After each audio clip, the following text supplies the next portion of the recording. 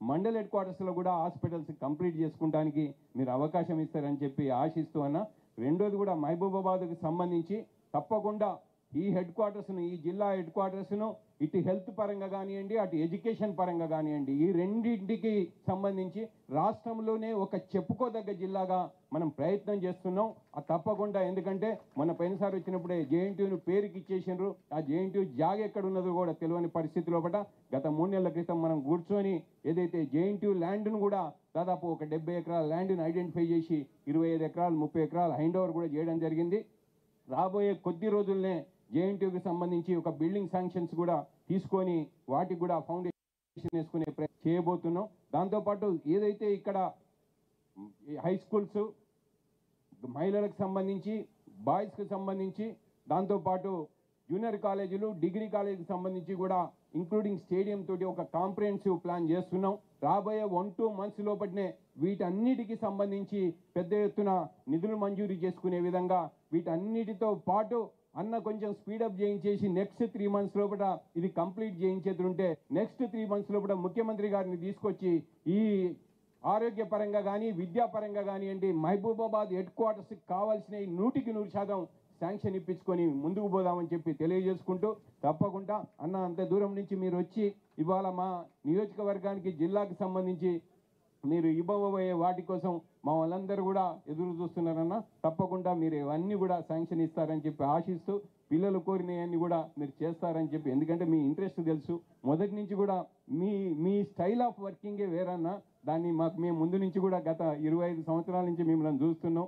మీది different approach ఏదైతే ఉన్నదో, ఈ ప్రభుత్వం ఆశించిన విధంగా ఏదైతే ఉన్నదో చెప్పుకునే అవకాశం కల్పిస్తుంది ఈ ప్రభుత్వం. మన అన్న కూడా చెప్పుకునే అవకాశం కల్పించి దాన్ని తీర్చే ప్రయత్నం చేస్తాడు. ఎందుకంటే వచ్చిపోయినాం అనేది కాకుండా ఆ సమస్యని ఇనుడు, సమస్యను తీర్చుడు అనేది వాటిలో ఉన్న గొప్పతనం చెప్పి తెలియజేసుకుంటూ ఈ అవకాశం కల్పించిన మీ అందరికీ కూడా పేరు పేరున హృదయపూర్వక కృతజ్ఞతలు, నమస్కారాలు చేస్తున్నాను. Thank you.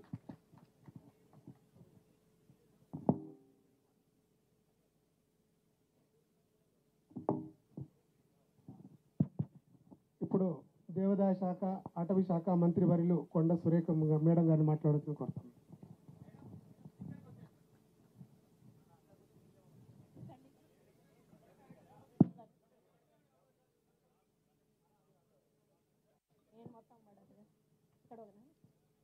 అన్నవాళ్ళు పడుతున్నారు. అందరికీ నమస్కారం. ఈరోజు మహబాద్ గవర్నమెంట్ మెడికల్ కళాశాల హాస్టల్ భవనం ఓపెనింగ్ సందర్భంగా ఇక్కడ మమ్మల్ని ఆహ్వానించి ఈ సభకు అధ్యక్షత వహిస్తున్నటువంటి స్థానిక శాసనసభ్యులు సోదరులు మరి మురళి గారు, అదేవిధంగా ముఖ్య అతిథులుగా వచ్చినటువంటి వైద్య విద్యాశాఖ మంత్రులు సోదరులు దామోదర్ రాజనరసింహ గారికి, హౌసింగ్ మరియు రెవెన్యూ మినిస్టర్, మా ఇన్ఛార్జ్ మినిస్టర్ సోదరులు శ్రీనివాసరెడ్డి గారికి, మరియు అడ్వైజర్ టు గవర్నమెంట్ సోదరులు వేం నరేందర్ రెడ్డి గారికి, బలరాం నాయక్ గారికి, మన డోర్నకల్ ఎమ్మెల్యే గారికి, ఝాన్సీ అక్కకు, అదేవిధంగా కలెక్టర్ గారికి, స్థానిక ఎస్పీ గారికి, వేదిక మీద కూర్చున్నటువంటి అధికారులకు, ముఖ్య నాయకులకు, ఈ కార్యక్రమానికి విచ్చేసినటువంటి స్టూడెంట్స్కి, స్థానిక ప్రజలకి, పత్రికా మిత్రులకి, మరి కాలేజ్ ఫ్యాకల్టీకి, ప్రతి ఒక్కరికి కూడా పేరు పేరున నా యొక్క హృదయపూర్వక నమస్కారం. ఆరోగ్యమే మహాభాగ్యం అనేది మనం పూర్వం పెద్దల నుంచి కూడా వింటా ఉన్నాము. మరి ఆరోగ్యం సరిగా ఉంటేనే మనం ఏదైనా కూడా చేయగలుగుతాము. మరి ఆరోగ్యం బాగుండాలంటే అందుబాటులో హాస్పిటల్ అనేది ఉండాలి. కానీ హాస్పిటల్ లేకపోతే ఏదో గ్రామాలలో ఉన్నటువంటి ఆర్ఎంపీల దగ్గరికి వెళ్ళి ట్రీట్మెంట్ తీసుకొని వాళ్ళు ఏదో మళ్ళీ ఇంకా ఉన్న ఆరోగ్యాన్ని పాడు చేసుకొని మరి ఇబ్బందులు పడేటువంటి పరిస్థితి మనం చూస్తూ ఉన్నాము. మనం ఇంకా ఎంత అడ్వాన్స్ అయిపోతున్నా కూడా ఈ హెల్త్ విషయంలో గ్రామాలలో ఇంకా ప్రజల్లో సరిగా అవగాహన లేక, సరి అయిన వైద్య సదుపాయాలు లేక, ప్లస్ ఉన్నా కూడా వాళ్ళు డాక్టర్ల దగ్గరికి సరిగా వెళ్ళక వాళ్ళ ఆరోగ్యాలను పాడు చేసుకుంటూ మరి మోయరాన్ని భారాన్ని మోస్తూ సీరియస్ అయ్యే వరకు సడన్గా పోయి ఒక ప్రైవేట్ హాస్పిటల్లో జాయిన్ అయిపోతారు. లక్షల రూపాయలు బిల్లులు అవుతాయి. ఆస్తులు అమ్ముకొని ఖర్చు పెట్టి ఆఖరికి ప్రాణాలను పొడగొట్టుకునేటువంటి పరిస్థితి ఏర్పడుతుంది. మరి ఆ విధంగా ఏర్పడకుండా ఉండాలి అని మరి ప్రతి ఒక్క హాస్పిటల్ కూడా ప్రతి ఒక్క కాన్స్టిట్యున్సీలో కూడా ఉంటే మంచిది అనేది మరి అందరి ఆలోచన. కానీ పోయిన ప్రభుత్వం ఈ నిర్ణయం అయితే తీసుకుంది, మంచి నిర్ణయమే, దాన్ని ఎవరు కూడా కాదు అన్నారు. కానీ ఏదో అడ్డదిడ్డంగా అన్ని నియోజకవర్గాలకు ఒకటి చొప్పున మరి హాస్పిటల్స్ ఏర్పాటు చేయడమే కాకుండా మెడికల్ కాలేజీలు వాటిని సరిగా డబ్బులు విడుదల చేయకుండా, సరిగా కన్స్ట్రక్షన్స్ చేయకుండా మరి ఎన్నో రకాల ప్రాబ్లమ్స్ క్రియేట్ చేసి అడ్మిషన్స్ ఇచ్చేసి వాళ్ళు తప్పుకోవడం జరిగింది. ఇప్పుడు ఇక్కడ పిల్లలు మాట్లాడిన ప్రతి ఒక్కటి కూడా అది సత్యమే. ఎందుకు అనంటే వాళ్ళు అడ్మిషన్ వచ్చింది కాబట్టి వచ్చి జాయిన్ అయ్యారు. జాయిన్ అయినాక వాళ్ళకి చదవాల్సిన తప్పదు, చదవాలి అంటే సరి అయిన ఫెసిలిటీస్ లేవు. ఫెసిలిటీస్ లేకపోయినా కూడా వాళ్ళు మధ్యలో వదిలిపెట్టి పోయే పరిస్థితి ఉండదు. కాబట్టి అరకొర ఉన్నటువంటి ఆ వసతులతోటి వాళ్ళు చదువుకోవాలంటే కొంత మానసికంగా కాన్సన్ట్రేషన్ తగ్గేటువంటి అవకాశం ఉంటుంది. కాబట్టి మీరు మానసికంగా కాన్సన్ట్రేషన్ చేయాలంటే మీకు అన్ని వసతులు కూడా కల్పించాల్సిన బాధ్యత ప్రభుత్వం మీద ఉంది. కాబట్టి ఈ ప్రభుత్వం వచ్చిన తర్వాత ఏవైతే గత ప్రభుత్వం మంజూరు చేసి అడ్డదిడ్డంగా వదిలిపెట్టిన కాలేజీలు ఉన్నాయో వాటన్నిటినీ కూడా ఒక్కొక్కటిగా మన మినిస్టర్ గారు మరి రివ్యూ తీసుకుంటూ వాటికి కావాల్సిన ఫెసిలిటీస్ కానీ ఫ్యాకల్టీ కానీ మరి అన్నీ కూడా వారు ఏర్పాటు చేస్తూ స్టూడెంట్స్కు ఎటువంటి ఇబ్బంది కలగకుండా మంచి వాతావరణంలో వాళ్ళు మెడికల్ ఏదైతే ఎడ్యుకేషన్ ఇది ఉందో కోర్స్ కంప్లీట్ చేసే విధంగా వారు ముందుకు తీసుకుపోతున్న విషయం మనందరికీ కూడా తెలుసు. ఈరోజు మిమ్మల్ని కూడా ఏదో వచ్చి ఓపెనింగ్ చేసి వెళ్ళిపోకుండా మీ అవసరాలను మీ ద్వారానే తెలుసుకొని వాటిని మరి పరిష్కరించే దిశగా వారు ఈరోజు ముందుకెళ్ళడం కూడా మనం చూస్తూ ఉన్నాము. కాబట్టి మీకు త్వరలోనే వారు ఏదైతే మీరు అడిగారో అవన్నీ కూడా 100% ఇస్తారనేటువంటి విశ్వాసాన్ని నేను వ్యక్తపరుస్తూ ఉన్నాను. ముఖ్యంగా మహబాద్ అంటే కొంచెం లక్కీ అని చెప్పాలి. ఎందుకంటే ఇక్కడ మురళీ నాయక్ ఉన్నాడంటే మురళీ నాయక్ ఒక శ్రీకృష్ణుడికి అర్జునుడికి శ్రీకృష్ణులాగా మా వేమ నరేందర్ అన్న ఉన్నాడు. ఇక వేమ నరేందర్ అన్న ఉన్నాడు అని అంటే ఇక అన్నీ వస్తాయి. కాబట్టి మరి మళ్ళీ మా దామోదర్ అన్న కూడా చాలా ఉదార స్వభావుడు, అడగంగానే సరే సరే అని చెప్పేసి ఇచ్చేస్తాడు. కాబట్టి అన్న హయాంలో గత ప్రభుత్వం శాంక్షన్ చేసిన ప్రతి ఒక్క మెడికల్ కాలేజ్ కూడా పూర్తి స్థాయిలో మీరు అభివృద్ధి చేస్తే మనకు భవిష్యత్తులో మరి ఈ మన ప్రపంచం ఉన్నంత వరకు కూడా మీ పేరు చిరస్థాయిగా నిలిచిపోయేటువంటి అవకాశం ఉంటుందని కూడా ఈ సందర్భంగా నేను విజ్ఞప్తి చేస్తూ ఉన్నాను. ఇంకొక చిన్న విషయం, మీకు ఇక్కడ దాకా వచ్చాను కాబట్టి నా సమస్యలు కూడా 2 మీకు చెప్పుకుందామని నేను అనుకుంటా ఉన్నాను.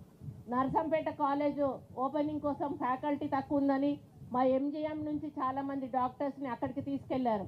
ఇప్పుడు ఎంజిఎంలో ఫ్యాకల్టీ లేక కొంత ఇబ్బంది అవుతూ ఉంది, ప్లస్ కొన్ని ఫెసిలిటీస్ కూడా లేక ఇబ్బంది అవుతూ ఉంది. మీకు తెలుసు, వాళ్ళు సూపర్ స్పెషాలిటీ హాస్పిటల్ కడతామని చెప్పి 22-23 అంతస్తుల భవనాన్ని నామమాత్రంగా అక్కడ ఒక షోపీస్ లాగా పెట్టేసి వెళ్ళిపోవడం వలన మరి చుట్టుపక్కల దాదాపు 5-6 జిల్లాల పాత జిల్లాల నుండి కూడా ఎంజిఎంకు ఫస్ట్ వచ్చిన తర్వాతనే ఎవరైనా కూడా హైదరాబాద్కు ఉస్మానియాకి గాంధీ హాస్పిటల్కి వస్తారు. కాబట్టి మరి మేము ఎంజిఎం నుంచి కొన్ని ప్రపోజల్స్ పంపిస్తామన్నా అక్కడ ఏవైతే అవసరం ఉన్నాయో అవి 100% మీరు శాంక్షన్ చేయండి. అదేవిధంగా మాకు స్లమ్స్ చాలా ఉన్నాయి, స్లమ్స్లో కొన్ని బస్తీ దవాఖానాలు కూడా అవసరం ఉంటాయి, అవి కూడా మీరు తప్పకుండా మంజూరు చేయాలని మిమ్మల్ని కోరుకుంటా ఉన్నాను.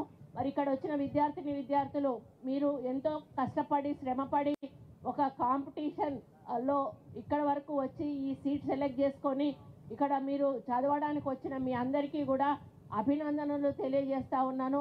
మరి మీరందరూ కూడా ఒక కుటుంబ సభ్యుల్లాగా కలిసిమెలిసి, అంటే 3 బ్యాచెస్ అంటే 450 స్టూడెంట్స్ మీరున్నారు. మీరందరూ కూడా మరి చాలా కోఆపరేషన్ తోటి ఒకరికొకరు, ఎందుకంటే ముఖ్యంగానే ఇక్కడ లైబ్రరీ లేదు అంటే ఫస్ట్ లైబ్రరీని మనం పెట్టించాలి. వాళ్ళు చదువుకోవాలంటే లైబ్రరీ ముఖ్యంగా ఉండాల్సిన అవసరం ఉన్నది. ఆ లైబ్రరీ అనేది మొదటి ప్రయారిటీగా మీరు తీసుకోవాలని చెప్పి కూడా ఈ సందర్భంగా తెలియజేస్తూ, మరి దేశంలోని నలుమూలల నుంచి కూడా ఇక్కడ అడ్మిషన్ అయిన ప్రతి ఒక్క స్టూడెంట్కి కూడా మరి హార్టీ వెల్కమ్ చెప్తూ కంగ్రాచులేషన్స్ చెప్తూ, మరి మీరు బాగా చదువుకోండి, మీరు మరి దేశానికి సేవ చేసేటువంటి భవిష్యత్తు డాక్టర్లు కాబట్టి మీరు బాగా చదువుకొని మరి ఈ యొక్క కాలేజ్ నుంచి ఒక మంచి స్టూడెంట్ లాగా ముందుకెళ్ళాలని మీది అయిపోయే లోపల ఇక్కడే పీజీ స్టూడెంట్ వస్తే కొంతమంది ఇందులో పీజీలో కూడా మీకు అడ్మిషన్స్ వచ్చే విధంగా అవకాశం ఉంటుందని కూడా నేను ఆలోచిస్తూ మరి ఫ్యాకల్టీకి కూడా విజ్ఞప్తి చేస్తూ ఉన్నాను.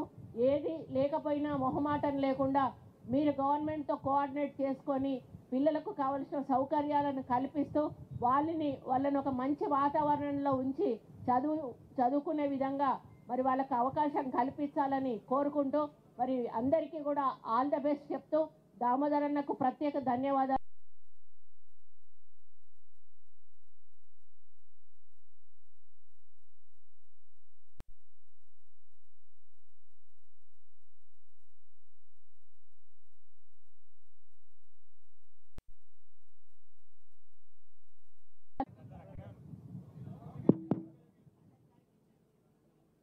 సభకు నమస్కారం. సభాధ్యక్షులు, స్థానిక శాసనసభ్యులు, మిత్రులు, నిజంగానే డాక్టర్ మురళీ నాయక్ గారికి, ఈ కార్యక్రమానికి ముఖ్య అతిథిగా విచ్చేసిన రాష్ట్ర వైద్య ఆరోగ్య శాఖ మంత్రివర్యులు మా పెద్దన్న దామన్న గారికి, మరొక సహచర మంత్రివర్యురాలు సోదరిమణి కొండా సురేఖ్ గారికి, పెద్దన్న నరేందర్ రెడ్డి గారికి, స్థానిక పార్లమెంటు సభ్యులు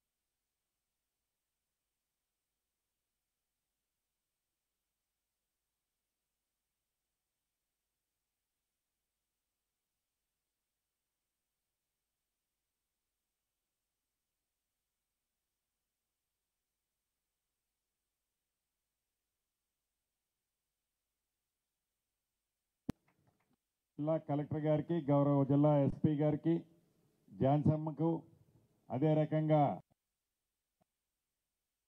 వేదిక మీద కొంతమంది ప్రజాప్రతినిధులు ఉన్నారు, వారందరికీ, ఈ కార్యక్రమానికి హాజరైన హెల్త్ డిపార్ట్మెంటు టీమ్కి,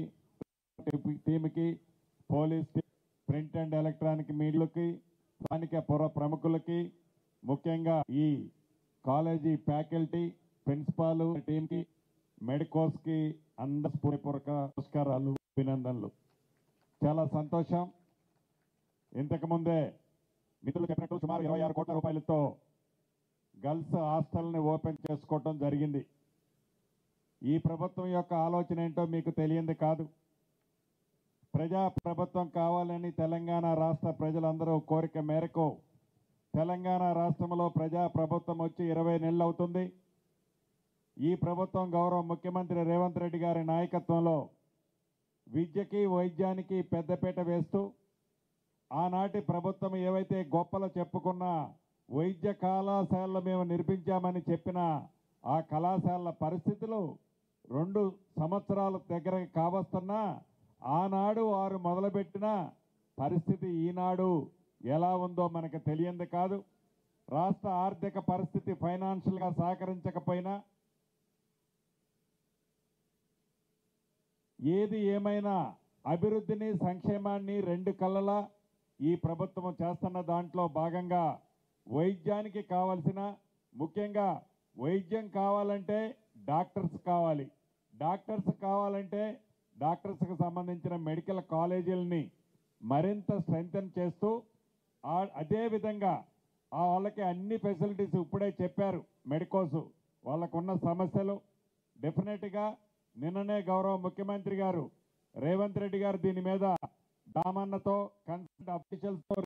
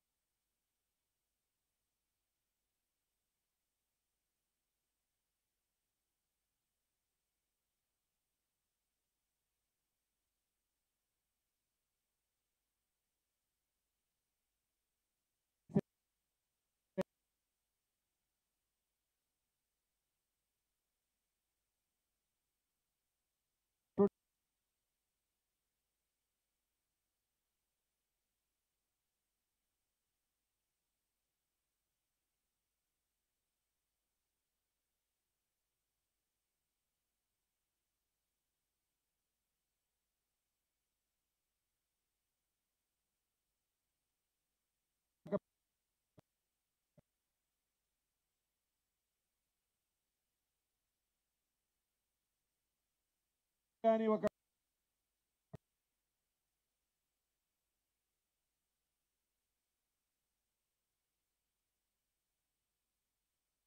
ఈ ప్రభుత్వానికి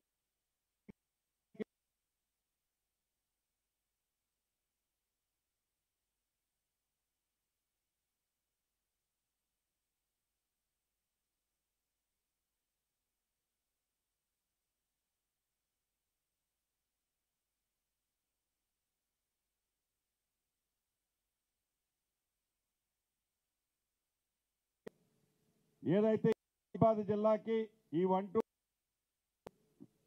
100 టన్నుల యూరియాని ఇక్కడికి వస్తుందని చెప్పారు. దాన్ని కూడా ప్రాపర్గా డిస్ట్రిబ్యూట్ చేయటం జరుగుద్ది.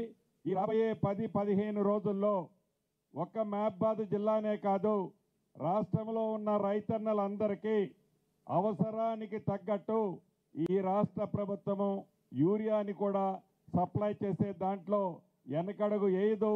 4-5 తారీఖుల్లో మరొకసారి కేంద్ర ప్రభుత్వం దగ్గరికి కేబినెట్ మంత్రులు కొంత బృందం వెళ్తుంది. కేంద్ర ప్రభుత్వాన్ని ఒప్పించి తప్పకుండా రాష్ట్రానికి రావాల్సిన యూరియాని ఇప్పటి వరకు ఇవ్వలేదు, దాంతో పాటు అదనంగా యూరియాని తెచ్చే కార్యక్రమాన్ని కూడా ఈ ప్రభుత్వ పక్షాన మేమందరం కూడా తీసుకోవడం జరుగుద్దని, ఎందుకంటే ఇది సందర్భం కాపైనా రాష్ట్ర వ్యాప్తంగా రైతన్నలు చూస్తున్నారు.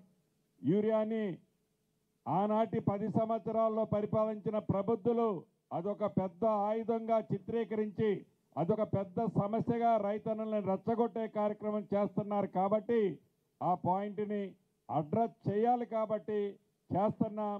ఈ ప్రభుత్వం మాటిస్తే వెనక్కి పోదు అన్నట్లు రైతన్నలకు ఇచ్చే కార్యక్రమాన్ని ఈ ప్రభుత్వం చేస్తుంది.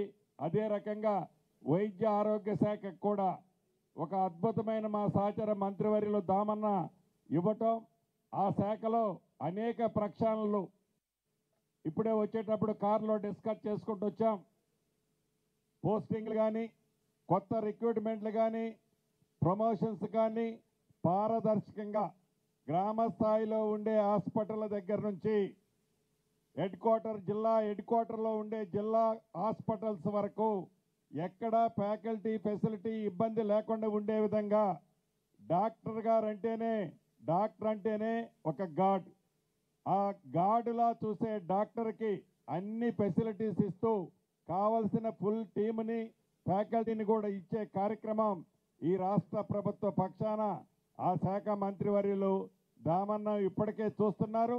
భవిష్యత్తులో మరింత వాటిని పూర్తి చేస్తారని కూడా మనస్ఫూర్తిగా కోరుకుంటూ ఈ అవకాశం ఇచ్చిన మిత్రులు మురళన్నకి మరొక్కసారి అభినందనలు, కృతజ్ఞతలు చెప్తూ సెలవు తీసుకుంటున్నాను. థ్యాంక్ యూ సీనన్న.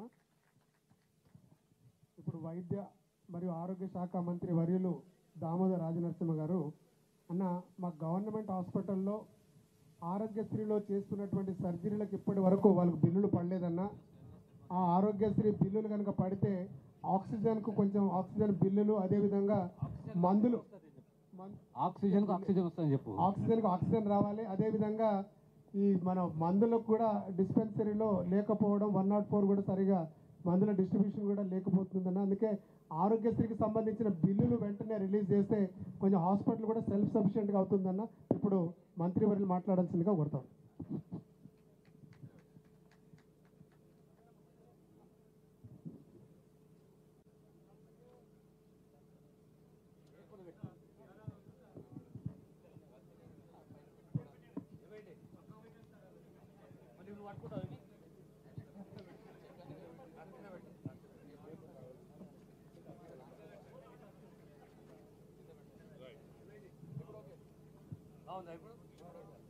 అంటే నా మీద చూస్తూ కింద చూడమాట.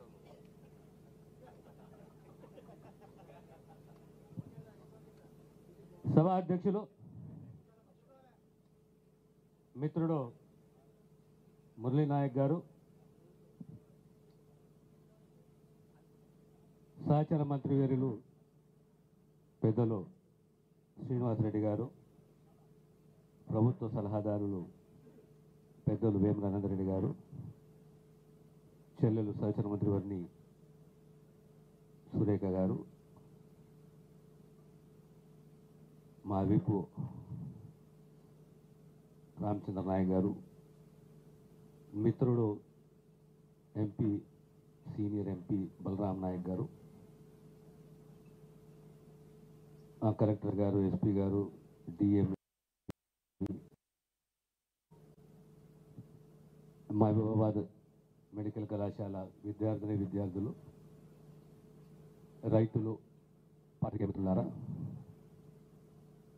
ఈరోజు మహబూబాబాద్లో హాస్టల్ బిల్డింగ్స్ని ఇనాగరేట్ చేసుకున్నాము. మా మురళి గారు చెప్తుంటే విద్యార్థులు చాలా ఇబ్బంది పడుతున్నారు. తక్షణమే మనము ఇనాగరేట్ చేసుకొని ఒక ఇంటరాక్షన్ సెషన్ పెట్టుకొని ఈ ప్రాంతానికి సంబంధించిన ఆరోగ్య శాఖకు విద్యాపరంగా, సేవల పరంగా ఏ వసతులు కావాలి, దానిపైన మేము ఎంత చెప్పినా మీరు వాళ్ళతో కూడా మాట్లాడండి సార్ ఒకసారి అని చెప్పిండ్రు. ఈరోజు అందుకే ఎంత కార్యక్రమం అయిన తర్వాత మీతో ఇంటరాక్ట్ అయినాము. ఇంటరాక్షన్లో ప్రధానంగా నా దృష్టికి తీసుకొచ్చినవి 2-3 అంశాలు ఉన్నాయి. మా విద్యార్థులు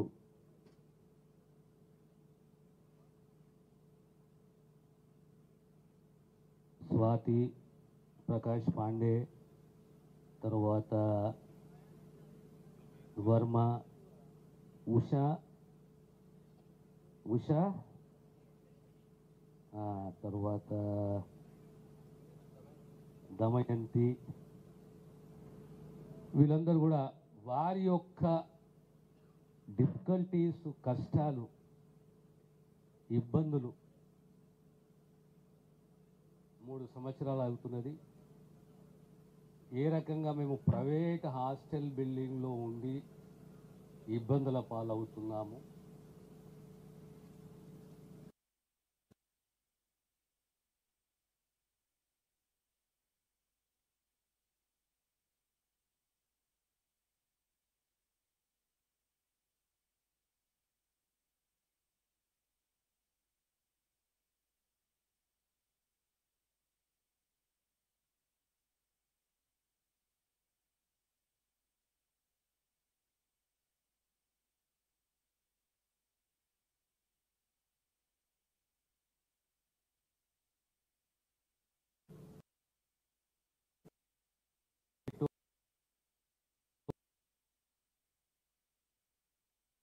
transport and transport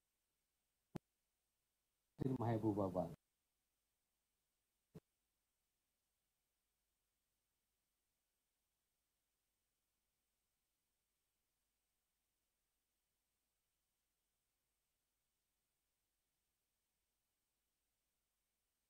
about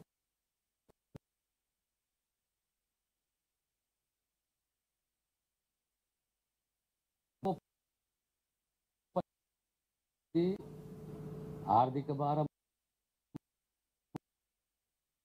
you're not comfortable.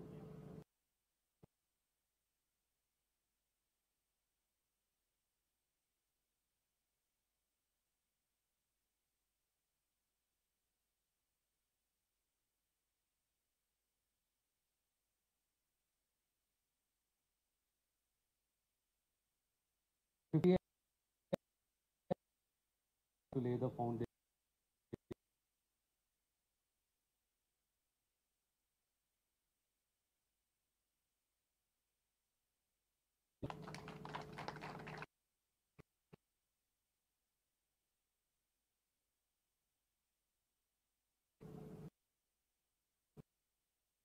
Even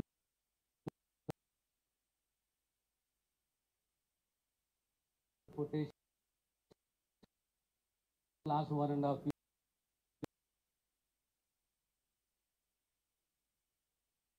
Am I right or wrong?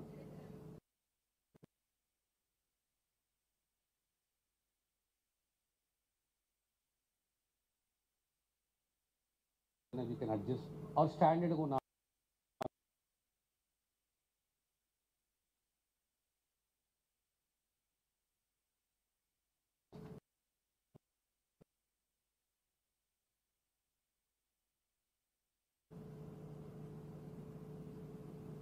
Quality అనేది చేసేటప్పుడు క్వాలిటీ ఉన్నదా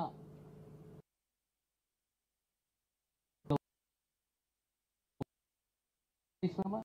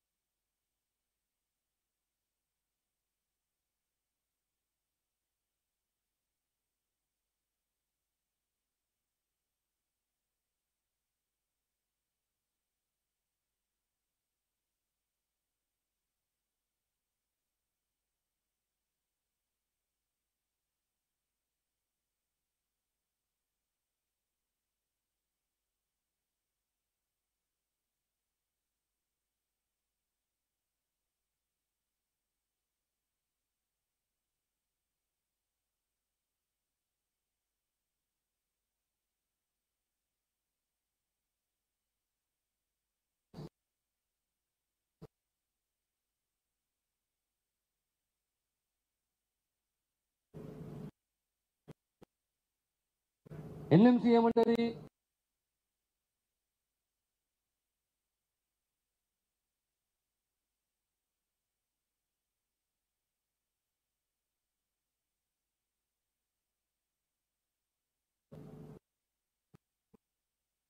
అట్లీస్ట్ 3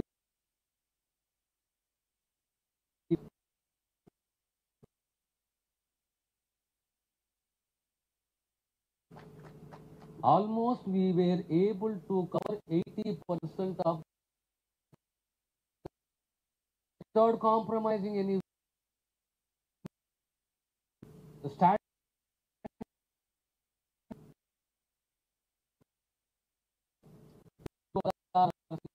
మనం మంజూరు చేసాం.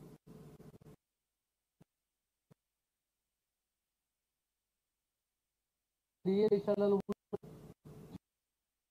జపాన్, ఆస్ట్రేలియాలో ఇలా ఈ దేశాలలో ఇండియన్ మన ముఖ్యమంత్రి రేవంత్ రెడ్డి గారు 16 నర్సింగ్ కాలేజీలను మంజూరు చేశారు.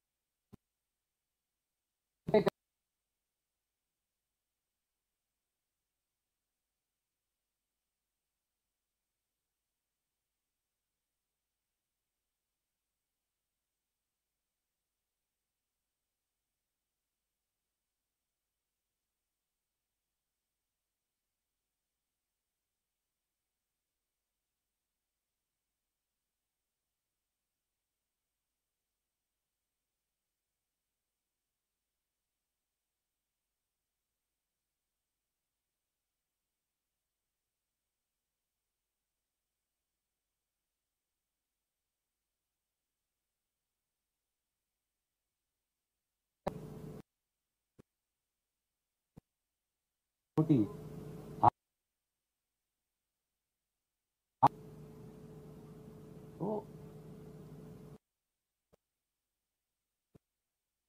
is a rich family or a poor family,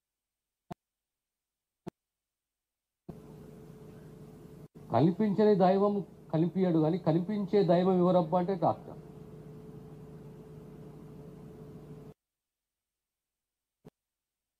పేదవాడే కానీ ఎవరే కానీ చివరకు ఆ ఇంటి డాక్టర్ని నమ్ముతాడు. ఆ ఇంటి డాక్టరు నిష్ణాతుడు ఉండాలి, అనుభవజ్ఞుడు ఉండాలి. Everybody as a family doctor and we trust. So మీరు మనము ఆ విలువలను పెంచుకుంటాం.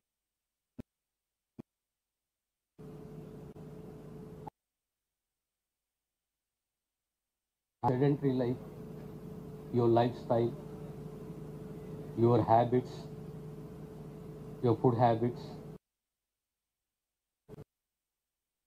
By the age you come,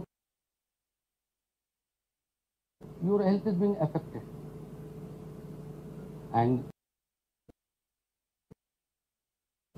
non-communicable disease, but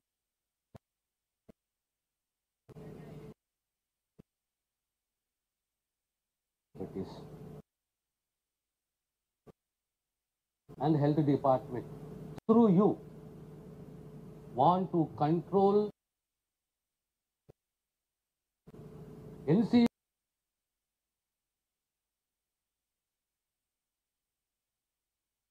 cancer day centers ni every district lo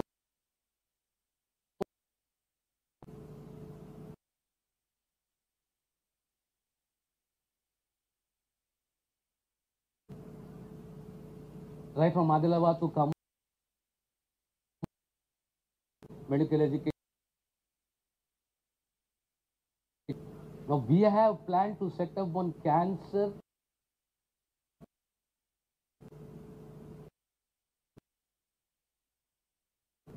a bunker, and we want to start this treatment. Second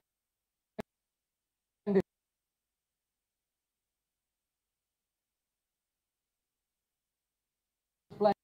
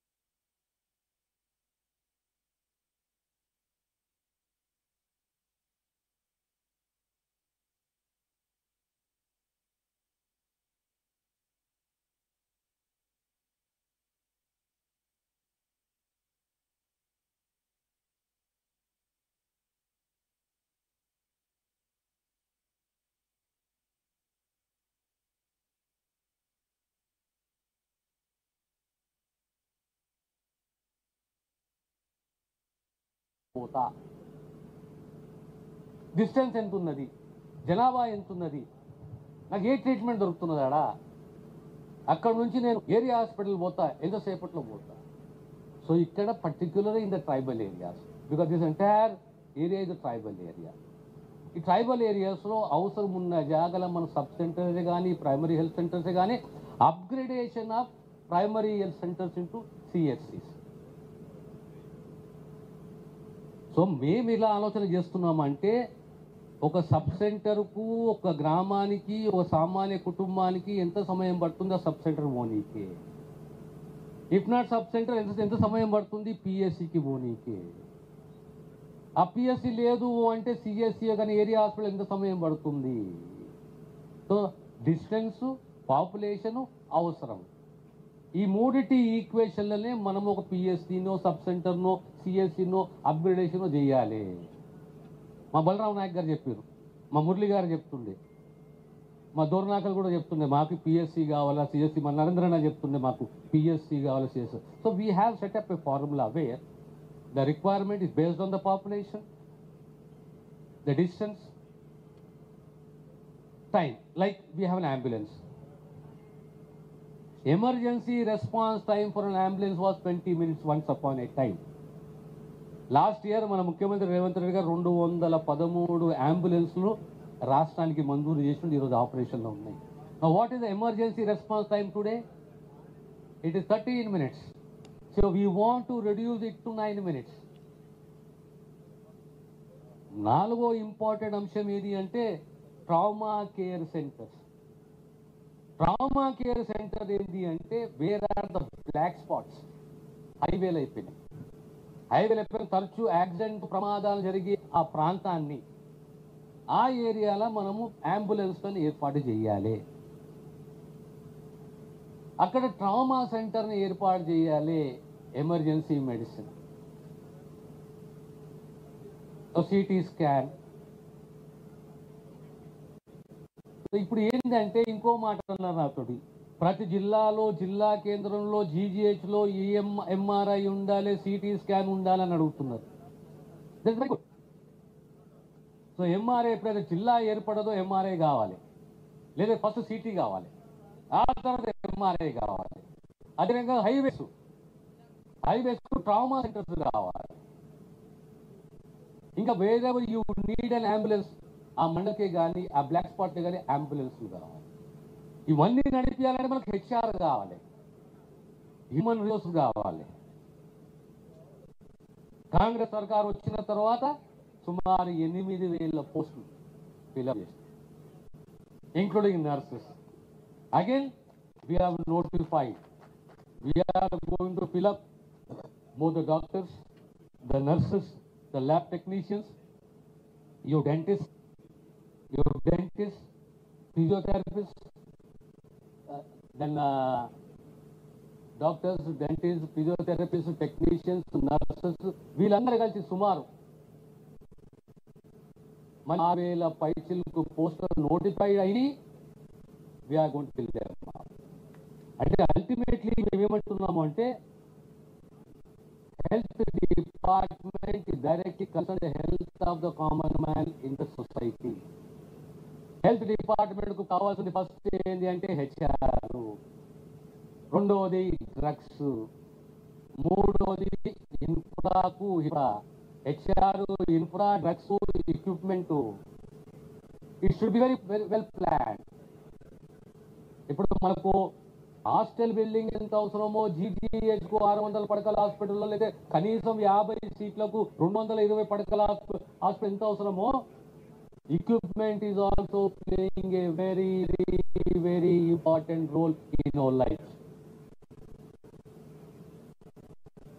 ఖచ్చితంగా CT scan కావాల్సిందే. ఈ రకంగా ప్రభుత్వం plan చేసుకొని రిక్రూట్మెంటే కానీ ఇన్ఫ్రా కానీ, అంటే మా ఏంటి అంటే సర్కార్ రేవంత్ రెడ్డి ముఖ్యమంత్రి గారు ఏమైందంటే రాబోయే అట్లీస్ట్ ఇంకా 10 months to 12 months entire HR of health department including the hospitals, the colleges, hostels, whatever it is there, ఇవంతా కూడా కంప్లీట్ చేయాలని ఆలోచనతో నిజమే ముఖ్యమంత్రి గారు డైరెక్షన్ ఇచ్చారు. హెచ్ఆర్కు కావాల్సిన డబ్బులు ఎంతున్నాయో